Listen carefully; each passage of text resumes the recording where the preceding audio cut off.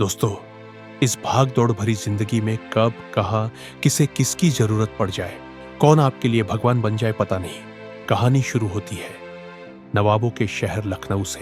तो आप में से कितने लोग ऐसे हैं जो लखनऊ में रहते या कभी गए हों तो कमेंट में जरूर लिखें और कहानी को अंत तक जरूर देखें।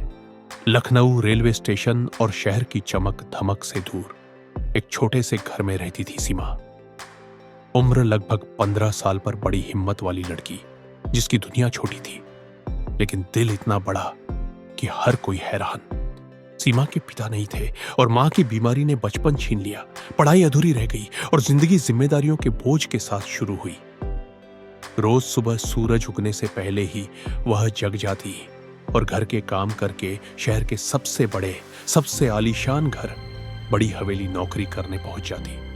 बड़ी हवेली के अंदर हर चीज शानदार और बेजोड़ थी। भरत सिंह शहर के सबसे अमीर और ताकतवर बिजनेसमैन थे और उनके पिता देवेंद्र सिंह सादगी का जीता जागता प्रमाण। कयोंकि सीमा देवेंद्र सिंह की देखभाल करती थी तो वो सीमा को हमेशा अपनी बेटी कहते, उसकी परवाह करते, उससे बातें करते, मानो भगवान ने उन्हें बेटी नहीं दिया लेकिन उन्होंने भगवान से बेटी मांग ली हो। एक दोपहर घर में सन्नाटा फैला था। सीमा रसोई में खाना बना रही थी कि अचानक बाहर धड़ाम से कुछ गिरने की आवाज आई। वह डरते हुए दौड़ी और देखा देवेंद्र सिंह जमीन पर गिरे पड़े थे, सांसें तेज, चेहरा सफेद, आंखों में दर्द। सीमा चीख पड़ी। उसे अपने मरे हुए पिता की याद आ गई तो सीमा डर गई और चिल्लाने लगी, साहब कोई है, मदद करो। हवा पल भर को रुक गई। नौकर नौकरानी घबरा गई और भरत सिंह भागते हुए आए, पिता को उठाया और अस्पताल ले गए। सीमा भी पीछे भागी, आंसू रोकती, हाथ जोड़े, भगवान से कहती, ये अच्छे लोग हैं, इन्हें बचा लो। अस्पताल की रोशनी में डॉक्टर भागते दौड़ते आए, रिपोर्ट्स निकली और फिर एक सच जो बहुत भारी था। देवेंद्र सिंह की किडनी फेलियर, तुरंत ट्रांसप्लांट चाहिए, समय बहुत कम है। भरत सिंह का चेहरा ऐसा हो गया मानो दुनिया थम गई हो। परिवार वालों के टेस्ट हुए, सारे रिश्तेदार बुलाए गए लेकिन किसी का खून मैच नहीं हुआ। भरत सिंह टूट गया, आंखों से आंसू बहने लगे। वो वहीं कुर्सी पर बैठ गया, हाथ सिर पर, दिल बैठता था रहा था। तभी शांति से खड़ी सीमा आगे बढ़ी और धीमी आवाज में भरत सिंह से बोली, साहब मेरा ब्लड टेस्ट कीजिए। वहां सन्नाटा छा गया। भरत सिंह ने चौंक कर कहा, सीमा तुम पागल हो, तुम समझती नहीं हो यह कितना बड़ा जोखिम है। सीमा की आंखों में आंसू थे लेकिन हिम्मत उससे बड़ी। सीमा बोली, बड़े साहब ने मुझे अपनी बेटी कहा है, अगर बेटी अपने पिता के लिए जान ना दे सके तो बेटी होने का अधिकार भी नहीं। आप ब्लड टेस्ट कीजिए।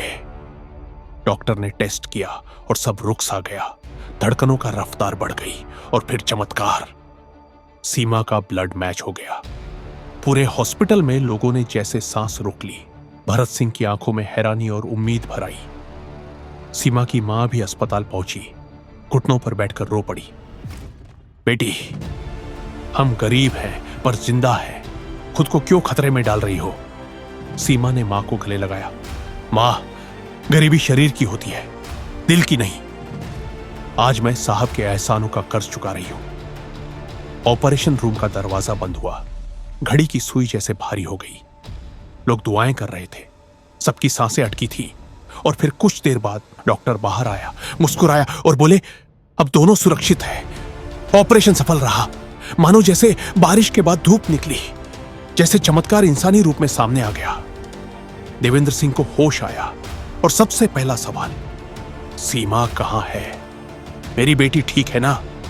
वो उसे देखकर रो पड़े, हाथ पकड़कर बोले, तूने मुझे दूसरी जिंदगी दी है, तू सिर्फ मेरी बेटी नहीं देवी है। हॉस्पिटल में सभी लोग तालियां बजाने लगे।